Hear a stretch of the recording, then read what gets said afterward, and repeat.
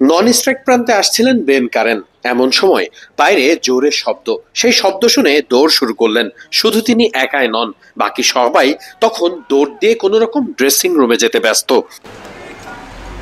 একে তো বৃষ্টির জন্য প্রথম থেকেই অনুশীলন দেরি, এরপরে যখন অনুশীলন শুরু হয় ঘন কালো মেঘে সেই অনুশীলনও পণ্ড যাবার অতিক্রম। তার মধ্যেই অনুশীলন চালিয়ে যাচ্ছিল জিম্বাবুয়ের ক্রিকেটাররা। যে কোনো সময় বৃষ্টি আসতে পারে। কিছু সময় পরেই জোরে বৃষ্টি শুরু হয়, আর সাথে সাথেই যার যার ব্যাগপত্র নিয়ে কোনো রকমে ড্রেসিং রুমে পালাতে পারলে যেন বাঁচেন ক্রিকেটাররা।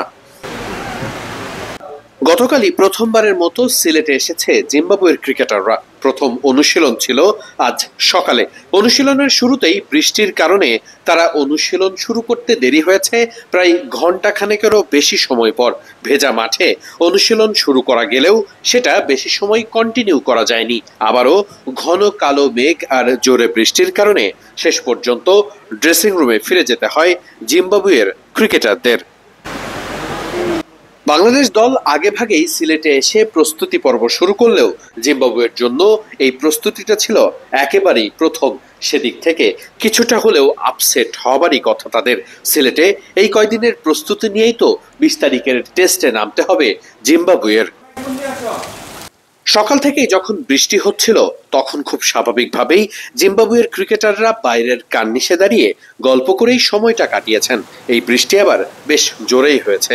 সিলেটের মাঠের ড্রেনেজ সিস্টেম দারুণ হবার কারণে বৃষ্টি থামার 1 ঘন্টার মধ্যেই অনুশীলন শুরু করতে পেরেছিল জিম্বাবুয়ে ক্রিকেট। তবে শেষ পর্যন্ত আবারও নতুন করে বৃষ্টিপাত এবং বজ্রপাত শুরু হওয়ায় আর অনুশীলন করতে পারেনি জিম্বাবুয়ে। ঠিক যেমনটা দেখছেন, মাঠে এমন পানি জমার পরেও আধা ঘন্টার মতো সময় পেয়েছিল মাঠকর্মীরা। তাতেই মাঠ প্রস্তুত করে ফেলেছিল তারা।